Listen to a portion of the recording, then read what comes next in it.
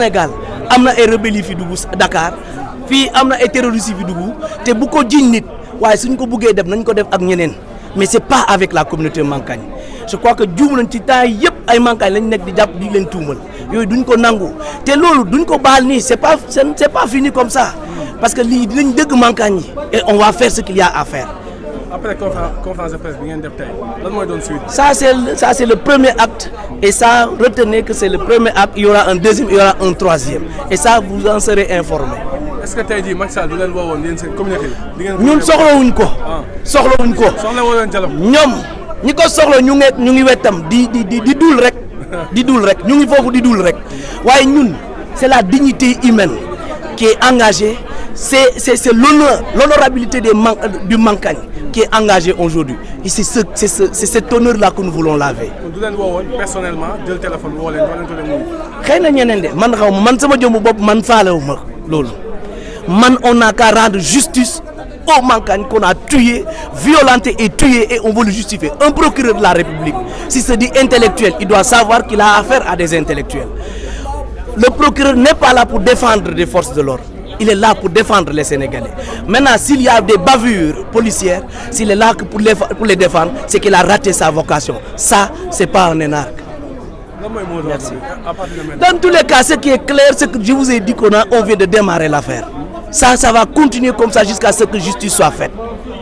Merci. Nous le déplorons, sincèrement. Nous le déplorons. Parce que qui parle d'étudiants parle de la crème de ce pays. Qui parle d'étudiants parle de l'avenir de ce pays. Donc nous qui sommes censés demain diriger ce pays, on ne peut pas copier ce genre de paroles dans les autorités de ce pays. Oui. Ce que le procureur a avancé, il aurait dû garder le silence, ça vaut mieux. On ne peut pas perdre notre parent. Déjà avoir cette douleur qui nous anime et entendre certains genres de paroles, c'est déplorable, nous le dénonçons. Ce n'est pas digne d'un homme d'État, surtout un procureur de l'État. La justice, c'est le pilier de tout un État. C'est la justice qui doit organiser un pays. Si la justice n'est pas équitable, attendez, ça sera comme dans un jungle. Chacun fait ce qu'il veut. Donc, nous appelons le procureur de la République de corriger cette faute en faisant quoi? En faisant une justice équitable. La justice sénégalaise, j'appelle encore, c'est le moment aussi, c'est une chance qui leur est donnée de sauver leur face. Parce que tellement de... Est-ce que vous faites une corrélation entre le différend qui se trouve entre Cheikh Tidiane Gadio et François Mancabou qui a abouti à son arrestation? Moi je crois que Cheikh Tidiane Gadio doit avoir honte. Oui, il doit avoir honte. Quelqu'un qui a servi à tes côtés pendant 10 ans n'a jamais cherché à utiliser son arme contre qui que ce soit. Si ce n'est pas de te garder. Garder, te faire charger de ta sécurité. On se lève un bon jour, on lui taxe de terrorisme. Et toi tu es là, assis. Parce qu'il y avait contentieux entre Cheikh Tidiane Gadio, qui est du camp du pouvoir, que notre frère François Mancabou ne veut pas suivre dans ses déboires. On accuse notre frère de terrorisme. Nous ne l'accepterons pas. C'est pour dire quoi au juste? Notre point de presse aujourd'hui, c'est pour dénoncer la barbarie, la forfaiture qui se trouve dans nos lieux de détention. C'est inadmissible qu'une personne quitte chez lui, sain et sauf, et rentre comme un corps sans vie. C'est inadmissible. La police doit se regarder elle-même. Elle doit se regarder elle-même. C'est inadmissible. François a quitté chez lui, sain et sauf. Il ne peut pas rentrer sans lui, sans membre. Un corps sans vie, c'est inadmissible. Nous réclamons que la justice soit faite. Un de nos frères l'a déjà dit. Nous, Mankagne, ce n'est pas pour proliférer les menaces. Nous, on a notre justice. On a la façon de faire notre autopsie. ce que l'on appelle en français l'interrogatoire. Nous allons le faire. Que le procureur s'en sert de sa vidéo, de tout ce qu'il veut, mais nous voulons que la justice soit faite. Si la justice n'est pas faite de façon équitable, qui connaît Mankagne de quelqu'un qui est noble, qui est sans problème, mais n'aime pas qu'on touche à ses enfants. Le Mankagne est trop rigoureux sur la famille, parce qu'il connaît l'essence de la famille. Mais qu'est-ce que vous comptez faire concrètement si la justice n'est pas rendue? Si la justice n'est pas rendue équitablement, nous allons marcher. Nous allons marcher. Oui, pour réclamer la justice. Oui, comme je l'ai dit tantôt au début de mes propos, c'est le moment, c'est une occasion qui leur est donnée de sauver leur face. Oui, mais tout ce qui est de la tradition, nous avons nos parents qui s'en chargeront. Nous avons nos parents qui s'en chargeront.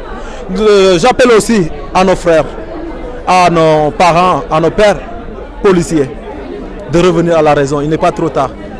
Ils ont des familles. Ils ont des enfants. Qu'ils ne mettent pas leur famille en danger. Je le dis. Qu'ils ne mettent pas leur famille en danger. Quand tu tues une personne, c'est un papa que tu as tué. C'est un enfant que tu as tué. Donc vous croyez sincèrement que cette famille va laisser filer cette forfaiture? Non, moi je ne crois pas. Oui. Les enfants de François vont grandir demain. Qu'est-ce qu'on va leur dire? Que votre papa a été tué parce qu'il est terroriste. On va leur dire que votre papa a été tué parce qu'il fait partie de la fameuse force spéciale qu'on a inventée de toutes pièces. Non. Donc, les policiers, la justice en tant qu'institution, faites votre travail, sinon on le fera à votre place. C'est ça que j'avais à dire. Wassalam. Voilà, ci wolof.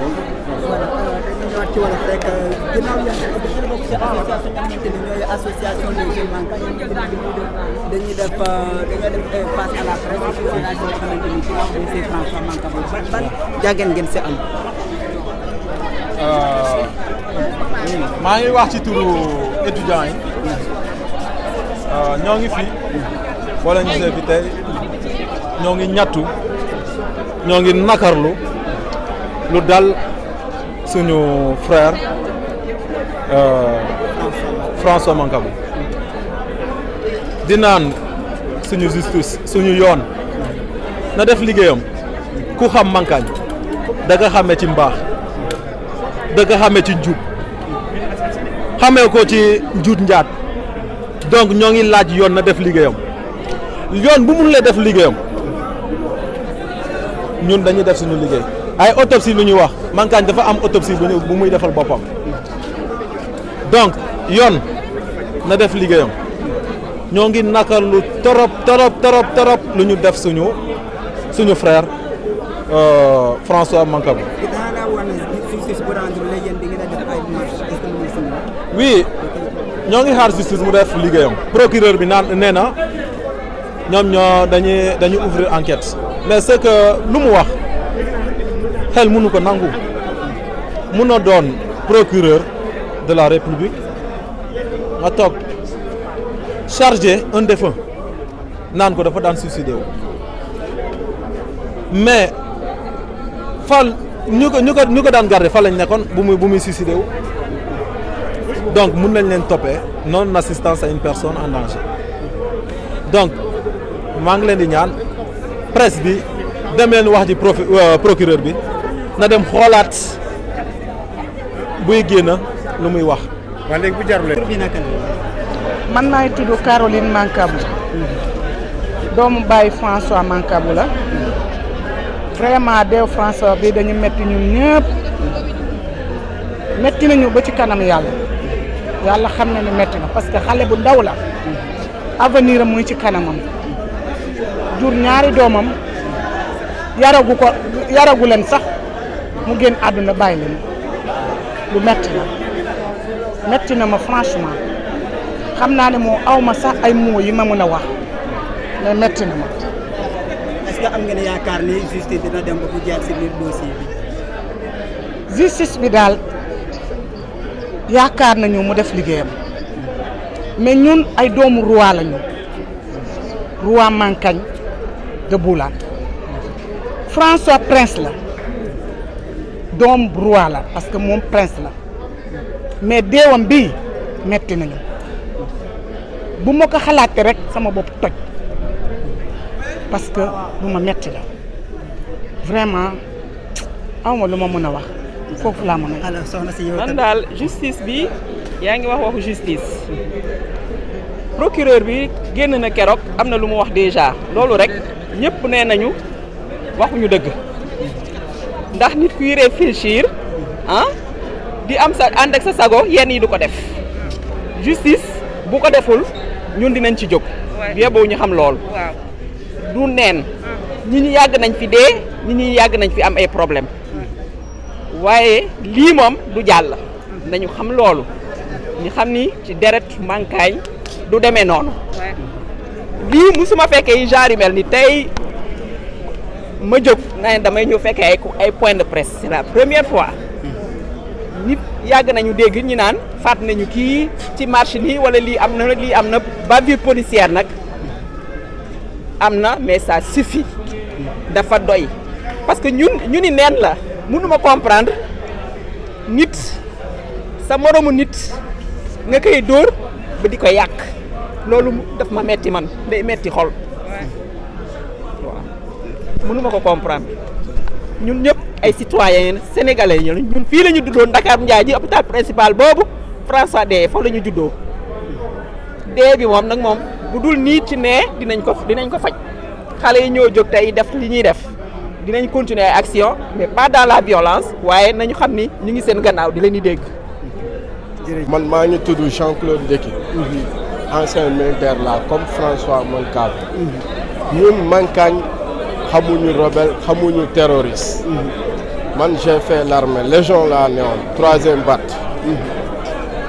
su ma newoon terroriste wala rebelle dama doon dem dugg ci àll bi defuma ko maa ngi nii biir Sénégal di liggéey yor sama njaboot di liggéey xamuñu terroriste xamuñu rebelle lu ma bëggoon nag sama mbokku Mankagne yëpp message bi mu leen di lancé Sénégal bu ñu nekk nag ñëpp xam nañu ni justice amul fii justice amul ci biir Sénégal bu ñu nekk nii lu may xamal Mankagne nag François pour ñu rendre ko justice mooy élection yi ñuy jëm nii ñëpp nañu voté contre Benno Bokk Yaakaar ñu jëlee ñu bon ñu fi nekk reykat yi ñu fi nekk nañ leen fi jëlee indi ñeneen ñoo xam ne bu ñu ñëwee dossier bi dinañ ko mën a topp mu yegg parce que lii duñ ko bàyyee nii ñun duñu bàyyee nii François il n'est pas n'importe qui ñu rey ko te dara du fi xew. loolu laa bëgg am ngeen yaakaar parce que bi ñoo xamoon ne lu bëri xewoon na fii le dernier cas mooy Cheikh Niass boo xamante ni tamit li man sama jëmu bopp aw ma yaakaar suñu justice gëw ma ni justice am na Sénégal lii ñun ñoo ko war a régler suñu bopp te duñ ko bàyyi mu daanu François ñun dinañu régler justice dina fi am ci réew mi par force ma ne sénégalais yëpp surtout sama mbokku Casamançais yi Mankagne yi ñun Casamançais yi duñu ay xaru tabaski ñu xëy chaque jour duñu rey comme ay xar may lancer message Mankagne ñu nekk Sénégal yëpp Mankagne ñi nga xam ne le roi Mancabou mooy suñu pap te ñu rey doomam mu nekk suñu prince na Mankagne yëpp jóg voté contre Benno Bokk Yaakaar ñu sanctionné leen ndax ñeneen ñëw fii dossier bi ñu mun ko topp parce que lii dañ ko war a topp waru fi yem def nañ ko fi ak ñeneen musul yegg fen bii di duñ ko bàyyi fi ak 5 ans 10 ans képp kuy responsable fii képp ku bokk ci ñu ko rey dinañ la jàpp parce que dinañ la topp loolu laa amoon la mayoon. alors sëñ bi yow tamit da ngaa ñëw bokk ci conférence de presse bi nga xamante ne association de Mankagne ñoo ko doon def léegi yow ban jàngat nga am ci loo xamante ne moo demoon ci assassinat kii di François Mancabou. Bon, c'est sama frère la François Mancabou. Nous sommes des cousins proches. Et nous, on est là, on a convoqué ça au nom de toute la communauté Mankagne. Et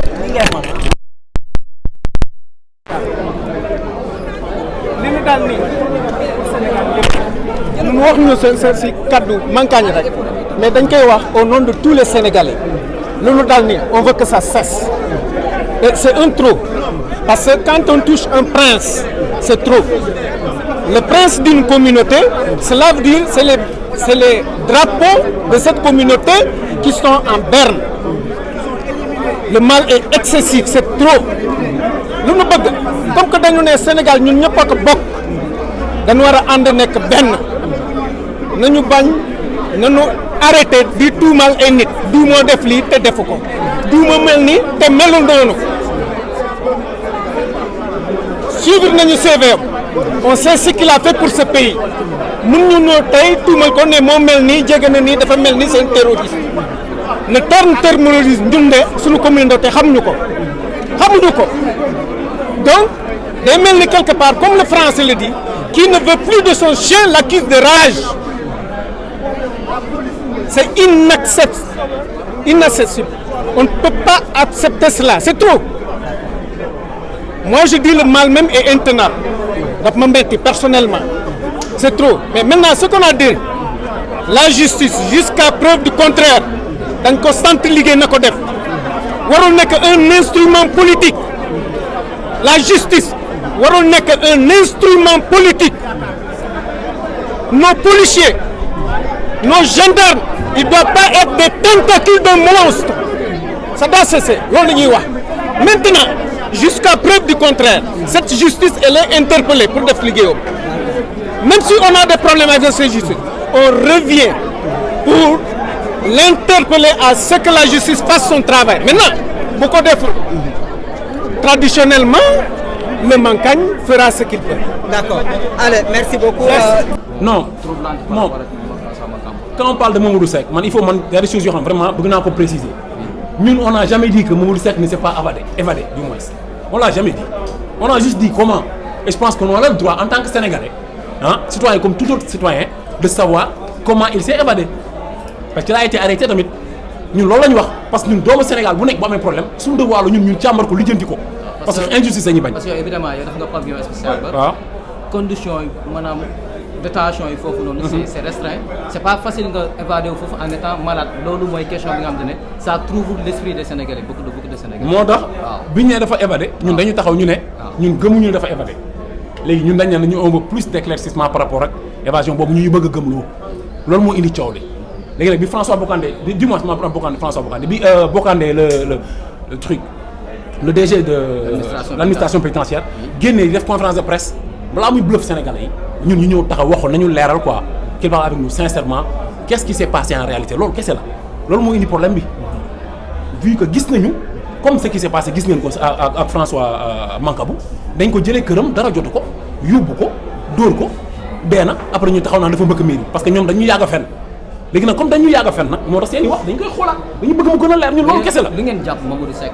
non Mamadou Seck moom jàmbaar man damaa gëm ni moom ñoom ñoo ko bàyyi mu génn man loolu laa gëm mën naa juum nag mais damaa gëm parce que man nekk naa pavillon spécial feebar nekk naa fa tëdd naa fa un mois et quelques 1 mois 15 jours presque 2 mois ma nekk naa pavillon spécial donc kon Mamadou Seck bu ñu ko bàyyee bu génnee foofu noonu ak maladie bi ñu wax ni moo ko dal kon dañ ko jàppale mu génn foofu loolu lañ wax ñu ne kon ñoom nañ ñu wax bu fekkee ni administration pénitentiaire amuñu matuwaay ak jumtukaay buy tax ba doomu Sénégal bu ñu téye bu feebar ñu teg ko foofu mënuñu def kaaraangeem ba aar ko wala ñu téye ko ba muy gën di dem loolu kon y a problème ñun loolu moo tax ñu gën di ñaxtu parce que bëgguñu aussi Sénégalais yi di dund lii tamit pour dire la vérité xëy rek jàpp nañ ko jëlee nañ ko këram dóor nañ ko deena wala génn mais loolu du yoon tamit Sénégal du ñu ay pigeon ñun loolu rek moo tax ñu indi ñëw loolu moo ñu indi ñu teew fépp loolu kese la du leneen. aussi vague d'indignation boo xoolee yéen activistes yi nekk ci jiite. ak quelques Sénégalais yi nekk ci réseaux sociaux yi. mais politiciens yi ñoom ñu ngi seen campagne ba léegi. dégguñu benn leader boo xam te ne peut-être taxaw na. def déclaration wala mu def benn tweet wala benn post Facebook buy dénoncer torture yi am ci biir kaso bi récemment ak décès wu kii Mancabou. c'est vrai politique moom soo bëggee dégg-dëgg. man politicien yi mënu ma ci sori quoi. man je pense que si vraiment vous avez des questions moom. ngeen dem ngeen laaj ko politiciens yi man politiciens yi moom vraiment fere nga ñoom ak ñeenti lijjantiwuma leen sax. parce que man on a compris que ni au fait Sénégal ñoru leen quoi man xaaruma benn politicien ci li may def ñun li ñuy def on le fait pour le peuple waaw pour le peuple et par le peuple loolu kese la donc ñun utuñu position utuñu dara li ñu bëgg mooy sénégalais yi am ñu leen xeexal léegi nag liy dimbali peuple sénégalais bi man lañ koy wax en tant qu'activiste mooy ñu jëg politiciens yi tege leen nee ndax ku ci dee mbaa ñu dóor la mbaa ñu lay kii ñoom duñ taxaw di la lijjanti seen bopp la ñuy lijjanti donc na peuple bi jug gérer seen Sénégal seen bopp loolu rek mooy message bi si ma dernière question boo xoolee décès yi am si garde à vue bëri du Mancabou rek bëri na trop yenn yu bëri enquêtes yi du jàll fenn après dañuy toog coo ko benn un mois mu jeex ça on passe à autre chose tey jii concrètement la communauté Mankagne ak yenn activistes yenn yi yëngu carrément concrètement yenn action la ñu war a mën a ba bii ñu mën a am ay réponses yu significatives par rapport ak état bi. non si nguuru Macky Sall 27 personnes dee nañ ci arrestation torture dafa dugg fee génn na fay dee na jeex na mais les gens pensent que au fait en réalité que loolu du am suite quoi du am suivi mais non loolu mënul nekk ñun ñu ngi fii te incha allahu rabi dina am suivi. peut-être xëy na concrètement non c'est-à-dire attends c'est-à-dire xam nga peut-être ñoom ils peuvent le faire moment bi ñu nekkee ci pouvoir bi jàpp ni pouvoir bi du jeex mais jeex na ba pare te incha allahu rabbi justice day am te dañ siy taxaw te képp koo xam ne laal nga ci doomu Sénégal lu mu gën a ndaw dinañ ko lijjanti incha allah c'est très simple dama ku dem nga dem laaj Blaise Compaoré